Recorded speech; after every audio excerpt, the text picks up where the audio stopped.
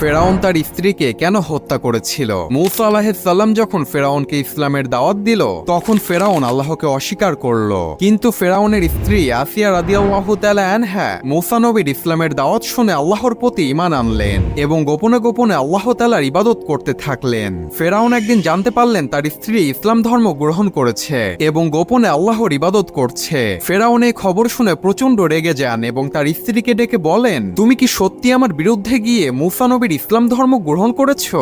আসিয়া তখন সাহসের সাথে উত্তর দিয়ে বললেন, হ্যাঁ, আমি আল্লাহর উপর ঈমান এনেছি, যিনি সকল কিছুর সৃষ্টিকর্তা। ফেরাউন তখন রাগান্বিত হয়ে তার সৈন্যবাহিনীদেরকে ডেকে তার স্ত্রীর কঠিন শাস্তির ব্যবস্থা করতে বললেন এবং তার স্ত্রীকে নির্মমভাবে হত্যা করা হলো। মৃত্যুর পূর্বে আল্লাহ তাআলা আসিয়া রাদিয়াল্লাহু তাআলা আনহাকে জান্নাতের একটি দৃশ্য দেখালেন, যা দেখে তার মুখ উজ্জ্বল হয়ে গেল এবং সে খুশি মনে মৃত্যুবরণ করলেন। সুবহানাল্লাহ।